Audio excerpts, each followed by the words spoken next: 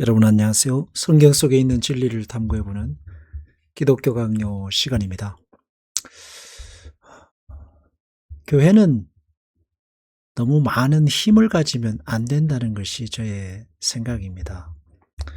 왜냐하면 힘을 가지면 그 힘을 유지해야 되고 또 그 힘을 갖기 위한 싸움이 있고 또 그 힘으로 다른 어떤가를 얻고자 하는 그런 욕망들이 생겨나기 때문에 저는 교회는 항상 구원의 방주와 같아야 한다는 것이 저의 생각입니다.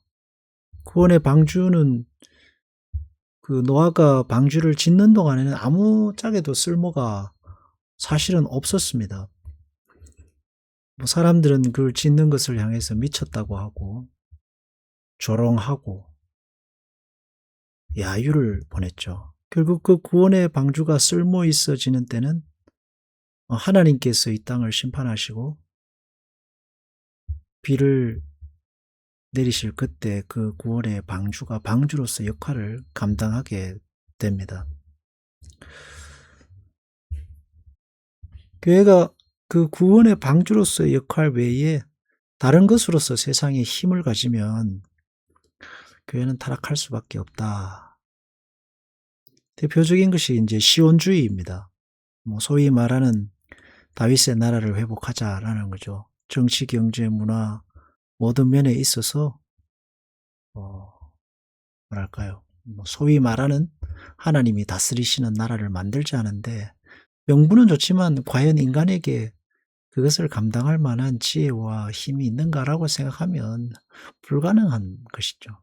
그것을 가장 잘 증명해 주는 것이 바로 중세 캐톨릭입니다. 캐톨릭이 만들고자 했던 세계가 하나님의 나라고 교회를 정점으로 해서 모든 세계가 하나님의 통치를 받는 세계를 만들자 했는데 결국은 실패했잖아요. 성직 매매부터 시작해서 면죄부부터 시작해서 온갖 부정과 부패가 상상할 수 없는 부정과 부패가 윤리적 도덕적 타락이 가득했던 곳이 중세 시대였습니다. 그래서 교회는 언제나 죽을 각오가 돼 있어야 되고 끝까지 구원의 방주로 써야 되고 또 하나는 이제 등경 위에 있는 불빛, 작은 불빛이다라는 어떤 그런 진리에 대한 어떤 담대함이 있어야 되지 않겠나 하는 것입니다.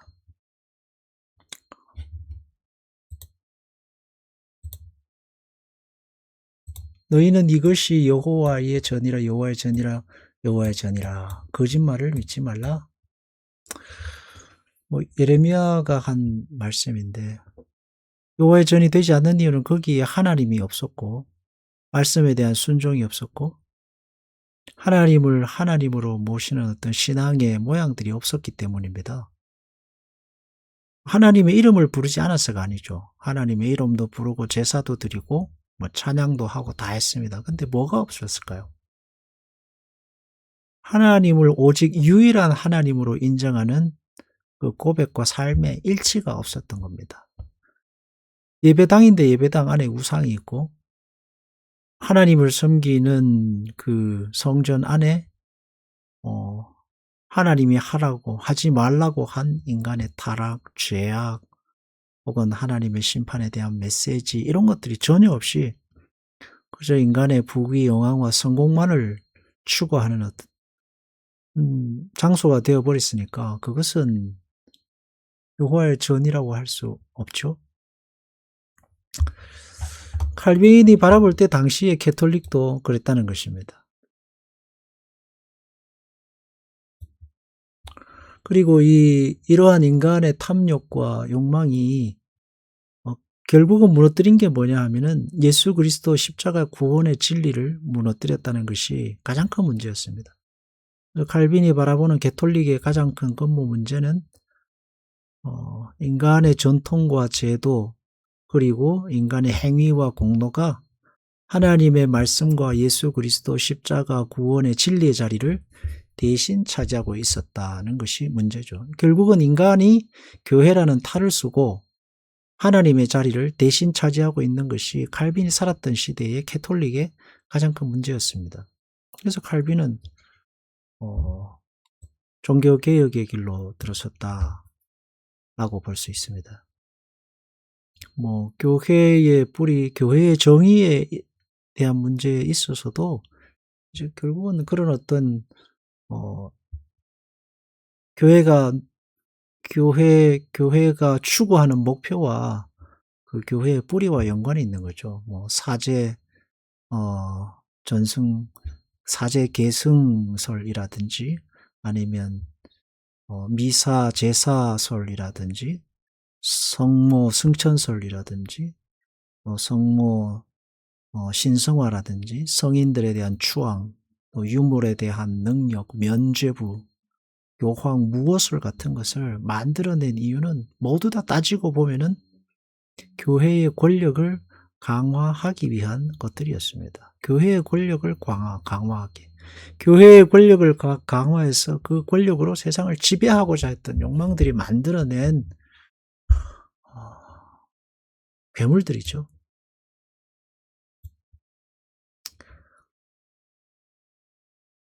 결국은 예수님의 십자가, 자기 부인의 십자가, 인간이 믿음이 자라서 큰 나무가 되면은 다시 그 나무는 겨자씨로 돌아가야 합니다.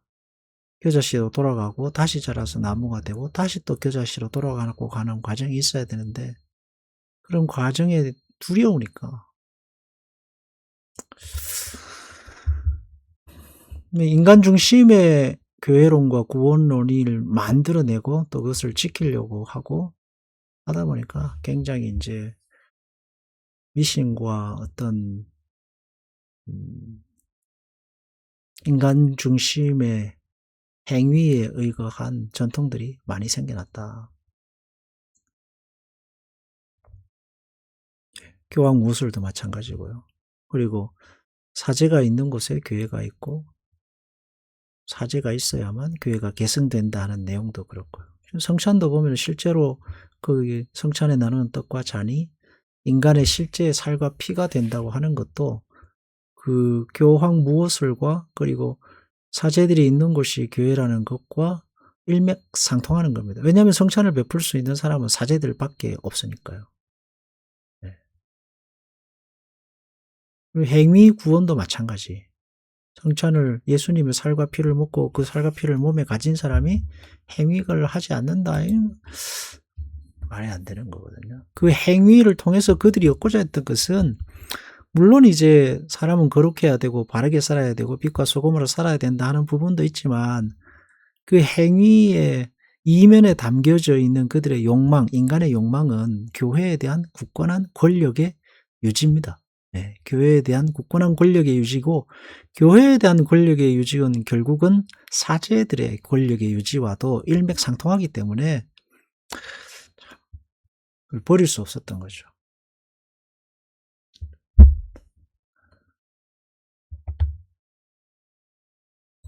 칼빈은 이제 캐톨릭을 유대교와 비교하면서 유대교의 교회가 될 수 없는 이유는 예수 그리스도를 영접하지 않았기 때문이다라고 보는 것이거든요. 마찬가지로 캐톨릭이 온전한 하나님의 교회가 될 수 없었던 것은 예수 그리스도의 이신칭의 십자가 구원의 진리의 도를 저버리고 인간이 만들어낸 것들로 완전히 뒤바꿔 버렸기 때문이다라고 생각한 것입니다.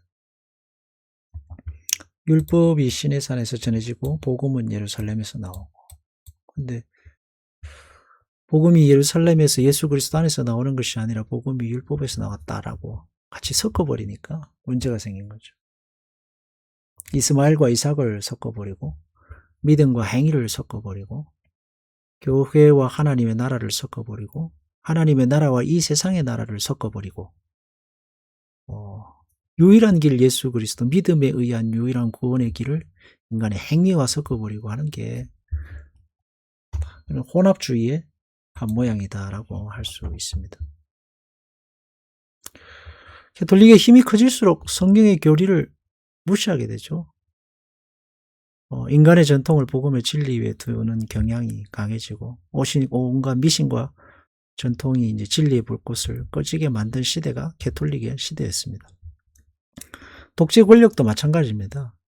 인간이 독재자가 되면은 그 사람이 법이고 그 사람이 진리고 그 사람이 윤리고 도덕이고 나머지는 다 소용이 없게 됩니다. 이게 바로 인간의 그 어떤 타락하는 가장 전형적인 모습이라고 할 수 있습니다. 신앙생활을 하는 것과 교회를 지켜내는 것은 어떻게 보면 굉장히 어려운 문제라고 할 수 있습니다.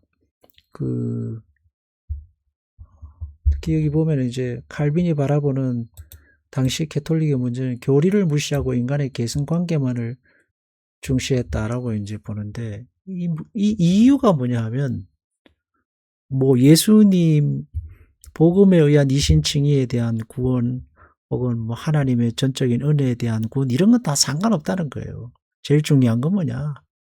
어떻게 교회가 커지고 부흥해지고, 또 어떻게 교회가 이 세상에서 힘을 갖고, 어떻게 사제들이 이 세상의 권력을 가지고 말 한마디만 하면 추풍낙엽처럼 들들 뜨는 그런 무소불위의 권력을 가질 것인가. 그거에 관심을 가지니까 상관없는 거죠. 성모, 성천설이라든지 신성화라든지 성인들의 유물이라든지 면죄부라든지 교황 무호설이라든지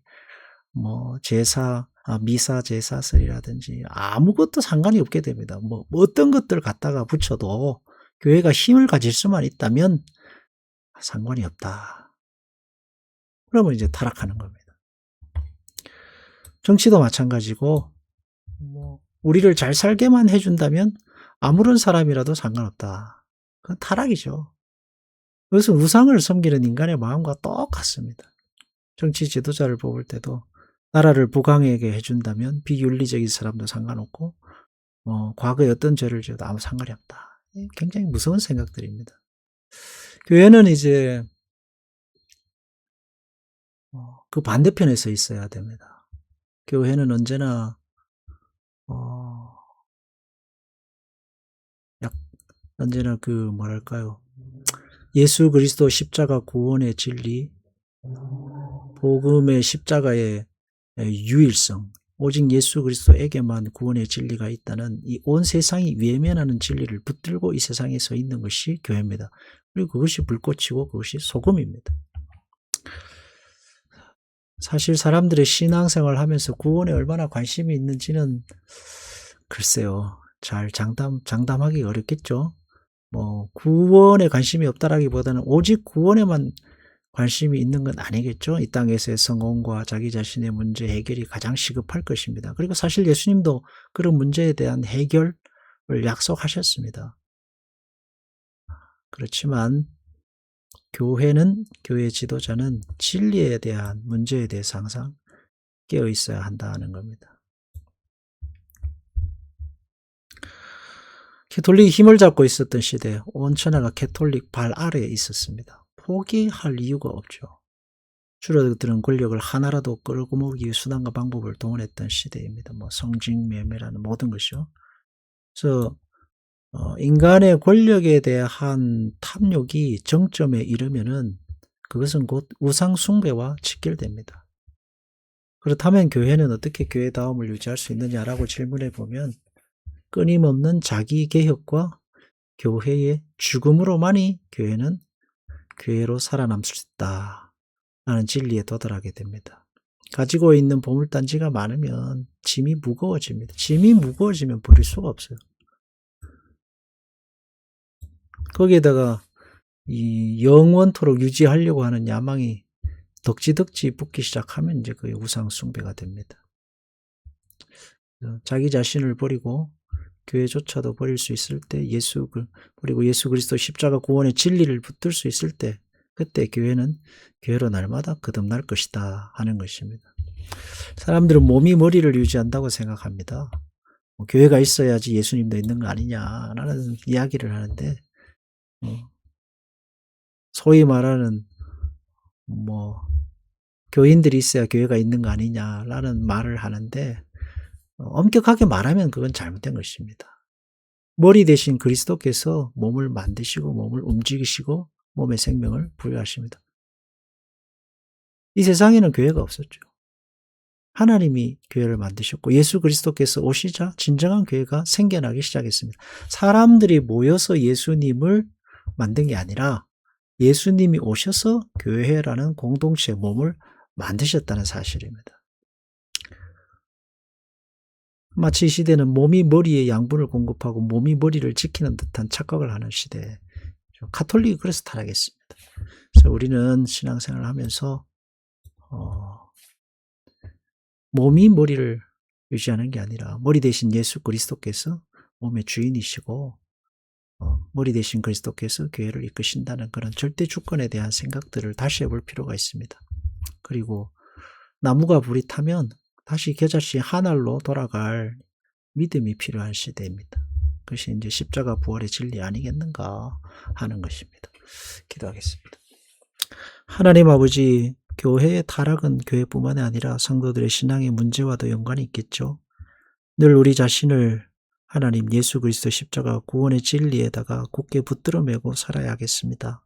주님 우리를 붙들어 주시고 믿음 안에 굳건히 세워 주시옵소서. 예수님 이름으로 기도합니다. 아멘.